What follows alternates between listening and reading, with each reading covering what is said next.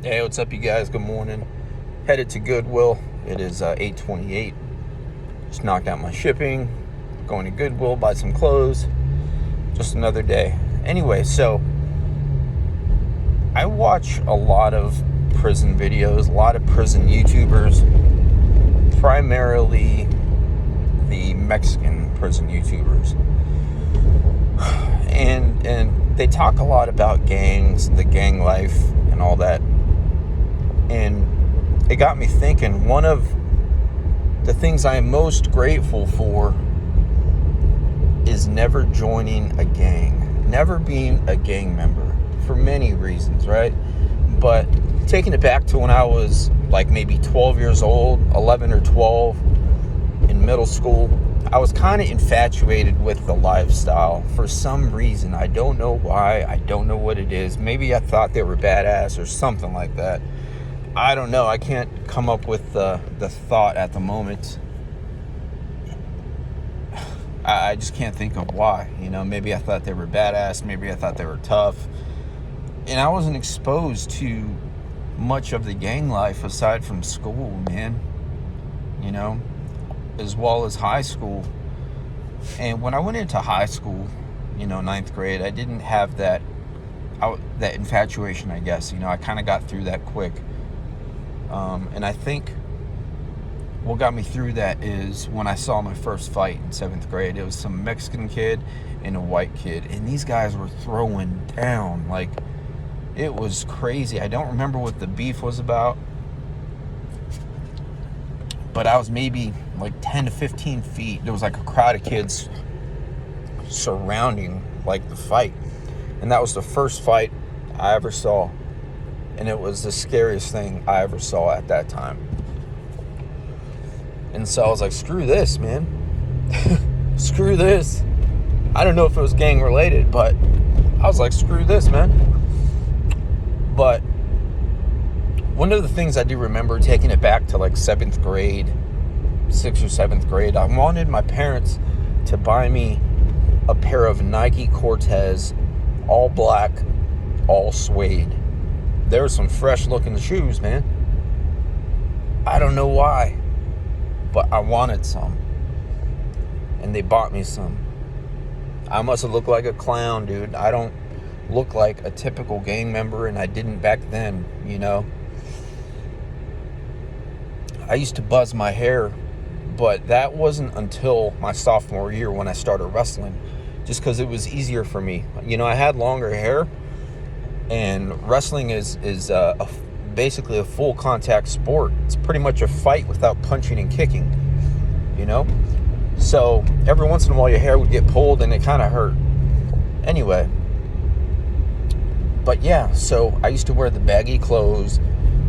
I don't know why I was infatuated with that lifestyle, I guess. But it's and that's what it is, a lifestyle, man.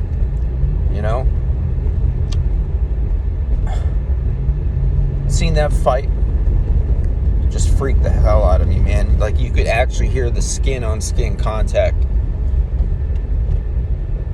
That was like one of the scariest days of my life at that moment. I'm thankful that I was brought up in a good family and stuff, but I was an only child. Still I'm an only child, and I didn't I guess I didn't have many people to talk to and many people to tell me, what the hell are you doing? Why do you want to go down this route? I never went down that route. And I'm thankful for that, man. Like, I am not made for gangs. Never was. I've always been a loyal person. Never cheated on a girl.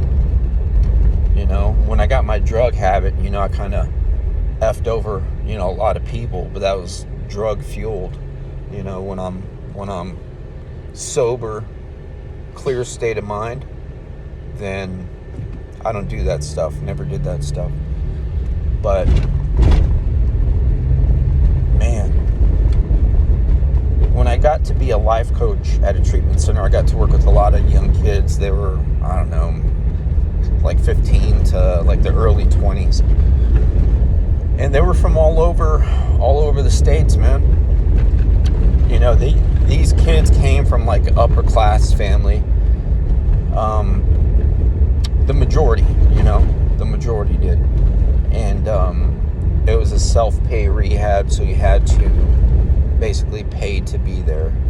And it was a really good program. But speaking with these kids, man, it was really awesome. You know, just to hear how their lives are and stuff. And I didn't meet any gang members there. I mean, there was some kids that maybe did some tagging and stuff. And some of the kids thought they were, you know, badasses or whatever. But it was really cool working with them. It was really cool sharing my experience. And, you know, I kind of missed that, man. I missed the community aspect and just being able to help. And you know, I was grateful for that time in my life to be able to help people, you know. And I'm still doing that with this YouTube channel. So I'm almost at goodwill. Just wanted to speak on that, man. Like, for the kids, if you're infatuated with that, you know, really think about that. Hop on YouTube, watch some of these videos, and you'll see what that's about. But, you know, I understand why these kids would head down that street, because they might not have much guidance, and they might not have a solid community, a solid foundation at home. So once they hit the streets, these kids, you know, they might experience some sort of family aspect, you know, loyalty and all that good stuff. But when you get caught up, once you get jammed up, caught committing a crime or something like that, that's when it gets real, man. You know, a lot of kids nowadays, they don't fight. They don't know how to fight. You know, they just pull out the straps, and then they have to deal with that. So, just wanted to put this out there, man. Thanks for listening.